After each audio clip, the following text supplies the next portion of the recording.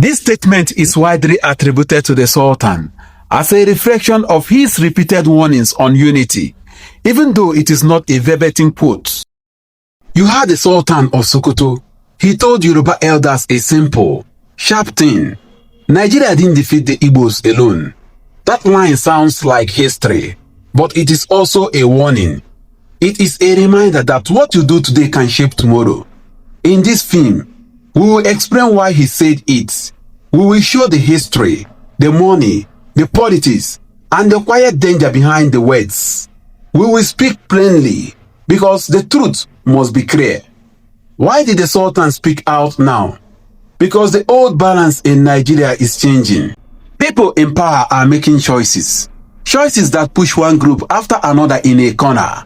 You see demolition notices in market squares, fires in places where traders keep their goods, words on social media that say, Igbo must go, cultural events used to stop people from voting, ridicule used as a weapon. When this pattern grows, the Sultan did not speak to praise the Igbos. He spoke because he saw danger. He spoke because repeating old mistakes can break the country again. And this time, the cost would be different. Not just bodies, but the collapse of an economy and trust. We must remember what followed the war. People often say the coup or the war as if it was simple. It was not. After that time, many Igbos lost homes, businesses, savings. Many left with nothing. Then the rebuilding did not treat anyone fairly.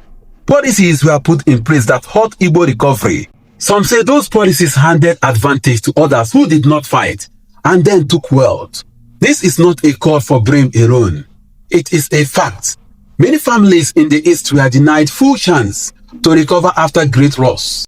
That memory still exists in towns and marketplaces. It shapes how people vote.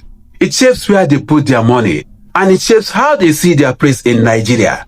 Let us talk about business. This is where the danger hides. In Nigeria, Igbo traders and importers are central to the flow of goods. They link factories, ports, warehouses, and shops. Much of the retail network in Lagos, small shops, electronics, fashion, household goods depends on these traders. Yet, when it comes to ports and official funding, the story changes.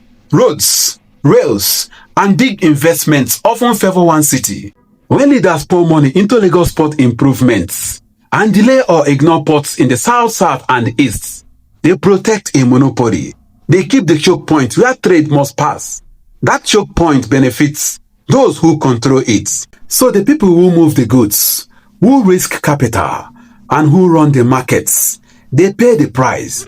They must travel, clear goods far from home, and operate under threat of demolition or fire. They built the wealth of Lagos, but they are told they are outsiders. Why does this matter to everyone? Because economies are not just numbers. They are power. If traders decide to move their business to ports closer to home, Port Harcourt, One, Calabar, or a dry port in Onitsha, the flow changes fast. Jobs move. Revenue moves. Politics follows money. Those who benefit from the current system know this. Those who are afraid of losing control act to keep things as they are. Demolitions, licensing pressure, selective enforcement, all show the process of change. But pressure can also produce a reaction. People who have been helped to rebuild elsewhere are not powerless. They will invest where they feel safe and welcome. The Sultan understands this. He sees that pushing people until they withdraw their capital and their votes is a risk. It changes alliances. It changes who pays attention in Abuja. Look at the pattern. It is not only policy. It is social pressure and impunity. Words like Mama Shinedu becomes public jokes. Public leaders make statements that reduce people to guess. Festivals and culture are used to limit movement on election days. Markets owned mainly by Igbos face fires and demolitions under the name of renewal. Buildings are pulled down with little compensation. These are not random acts. They form a pattern. Push the trader, make the city feel less like home, increase the cost of doing business until withdrawal seems sensible. That pattern produces fear. but it also builds unity among those pushed. When people are pushed together long enough, they begin to think together. They begin to act together. This is not a threat or violence. It is a political and economic force. Now on the political maths, no region in Nigeria can easily win alone anymore. Votes are shifting. Coalitions matter. The North needs partners. The East may hold decisive power if it exercises its economic might and its votes wisely. So the Sultan's words are strategic signal. He is saying to Yoruba elders, do not force a change that will isolate you. Do not push a group into another alliance.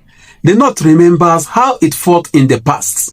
The North also remembers who benefited without fighting. The Sultan does not want war. He does not want blame. He wants a stable balance that gives the North options. This is not just about feeling nice. It is about survival. Political survival. If market money moves east, if infrastructure follows the money, if vote follows the people, the map of power changes. But do not forget the human face. These are not statistics.